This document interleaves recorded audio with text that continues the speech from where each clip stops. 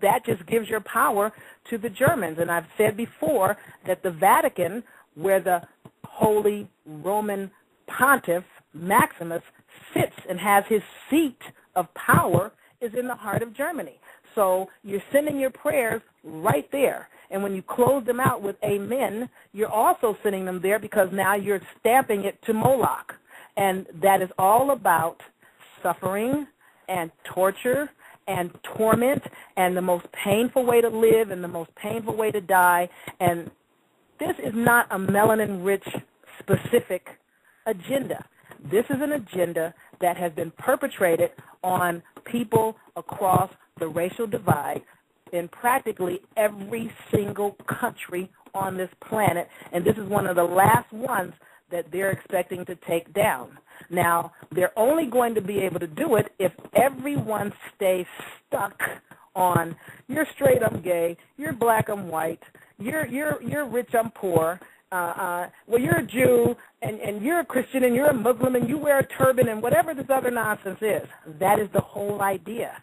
That is the agenda. Now, I'm going to give you this other melanin-rich person that walked the continent of Africa not that long ago. I believe, I could be wrong, but, you know, I researched him years ago. I think he died in the 80s, like maybe 1983 or so, 1987.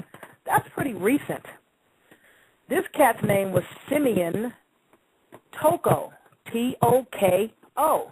You guys need to look into Simon Kabanga.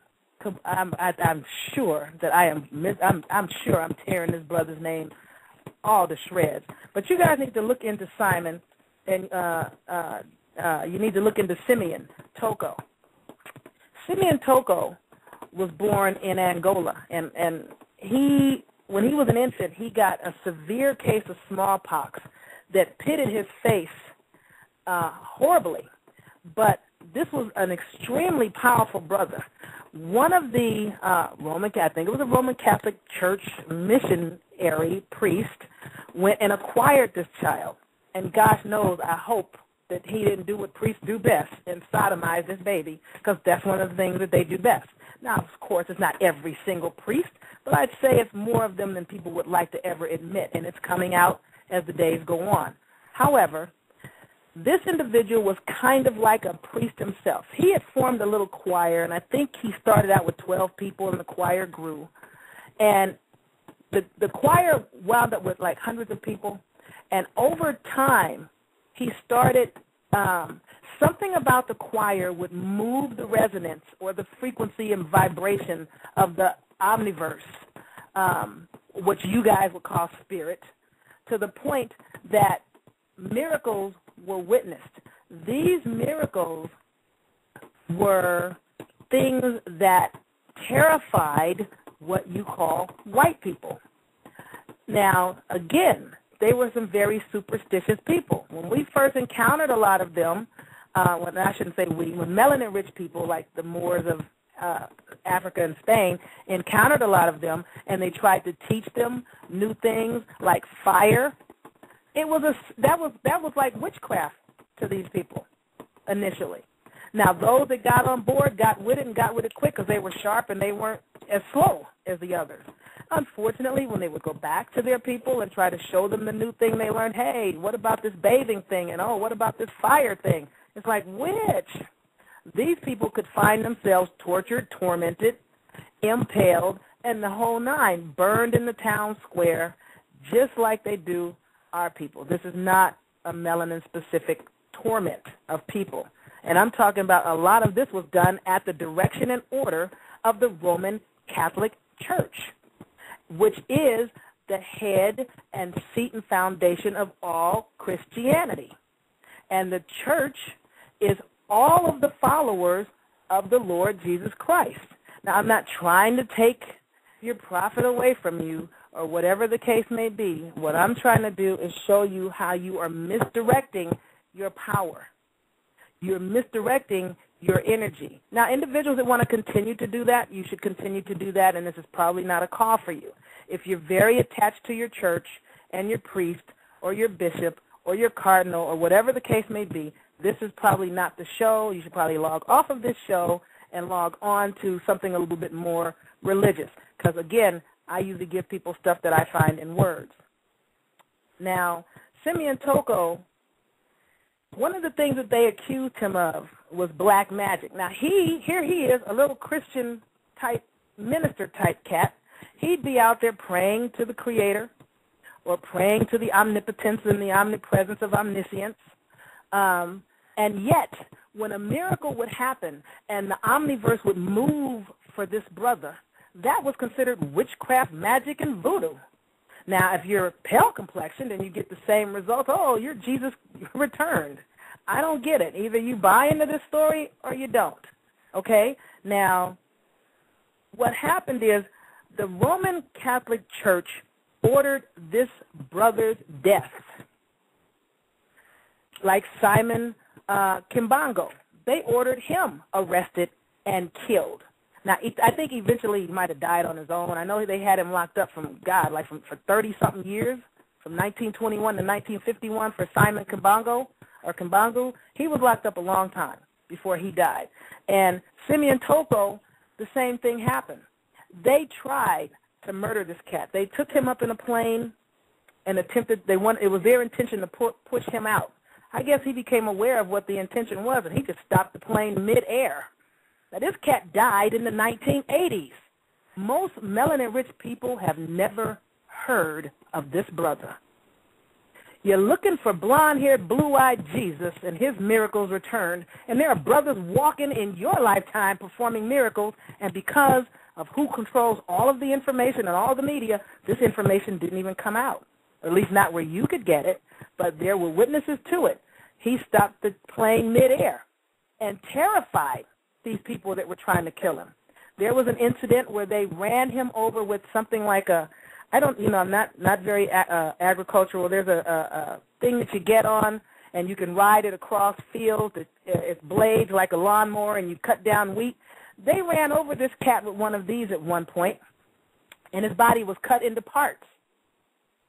The guy jumped off the thing, thought he was done, had killed this cat, and walked off, and the dude's body parts started reassembling and reattaching, and this cat got up and walked away. I think there was also an incident where they had thought they had successfully killed him, and they had taken his body to do the autopsy, and they had slit his chest down the front and cut out his heart and started getting prepared to take out other organs. And the two cats that were, performing this, I think the one cat that was partially behind the death, and one of the cats that was doing the autopsy, while they were talking to one another and not paying attention, the brother sat up on the table and said, "Give me back my heart." Now, I'm saying this to you as melanin-rich people to let you know I don't care how many cars you don't have. I don't care how many jobs you don't have. I don't care how much money you don't have or how hungry you are. You have power. You are power. Now, these two are just some of the examples of what melanin-rich people are capable of.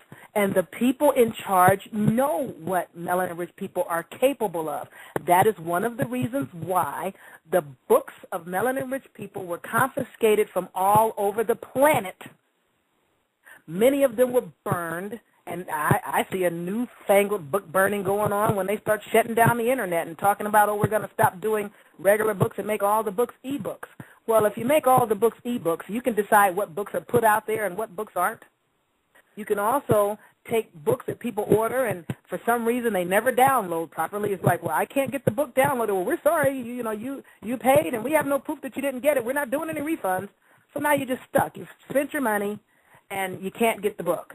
I see this newfangled book burning going on, and because people don't know what's happening, they don't comprehend what they're looking at because they just don't know enough about history. But Simeon Toko and Simon Kimbangu, both of these cats were modern-day so-called Jesus Christuses, and I'm sure that's not correct, in the modern form, walking and performing miracles. And for some reason, the church had a problem with them, to the point that they wanted them dead.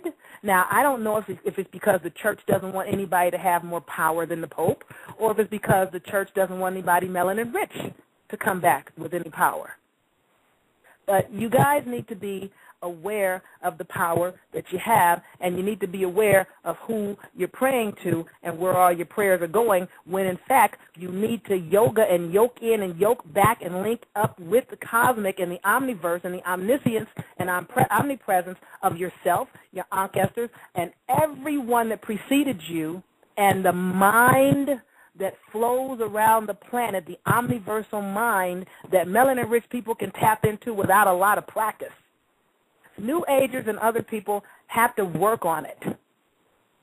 You know, and that's one of the reasons I think a lot of people are not aware that when one of these wars, what was the name of this war?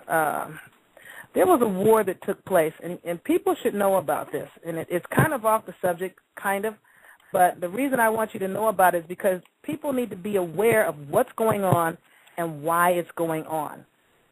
The Buddhists, I think it was the Buddhists of Cambodia. Yeah, the Buddhists of Cambodia and the Buddhists of Vietnam. You guys should be aware of the fact that the Vietnam War and the Cambodian War were fought and incited. People's children went and died and fought in the Cambodian War and the Vietnam War. The United States sent our people over there and other people's people over there for the Church of Rome, because these people would not convert to Catholicism and Christianity. I don't think that they tell people why they're going and fighting these people around the world. People now, again, some people get in because they can't get jobs, they're hungry, they don't know where else to go, they don't want to be homeless on the street because, hey, being homeless on the street can get you locked up just for trying to, you know, trying to survive. But anytime you have a religion or an entity that feels that it's necessary to send people overseas to fight a war, two wars, the Vietnam War and attacks on Cambodia, just because these people won't convert. This is one of the reasons why a lot of people all over the world have been killed off. And a lot of people are not aware that most of the wars today are going on for the exact same reasons, people needing to convert. That's one of the ways that you can convince a people to convert, is you compel them to accept a foreign bank against their will. Doing this puts them in a position where they can be impoverished to the point of starvation and hunger and needing to do whatever they have to do to go along to get along. Once you can get control of their money and their resources, now you can make them convert to anything and go along with anything, especially if you understand and comprehend the horrendous behaviors that take place when these wars occur. Most people have no idea the atrocities that people are subjected to, and I'm talking about innocent children, civilian, elderly people that are non-combatant. When these wars take place, the things that people are subjected to when other people come from other places to compel them to do a thing, and usually these people that are coming are misinformed, misled, and only there for some crazy agenda or other. Whether it's a blood feud agenda, oh, you're just black agenda, oh, you're just a towel head turban wearer agenda, or whatever the case may be that people are tripping on other people. You know, oh, you're backward and we need to bring you civilization. No, people need to be left alone to find their own way, the way they can find their own way. Now, I'm going to give you a couple of words to look up, because I'm going to show you who you're praying to. Seriously, I'm going to show you what you're doing so you can break up out of it. Angel. We're going to look up the word angel. And there are multiple definitions for angel, but there are a couple of things that you need to know about the word angel. Angel, L, the letter L, is synonymous with the letter R. L and R are interchangeable words. Angel is really synonymous with the word anger. Anger and angel are technically the same word. But there are an angelic people that you call Ingles or English people. Now, one of the definitions of angel is messenger. It's also a spirit. In a bad sense, the word means an evil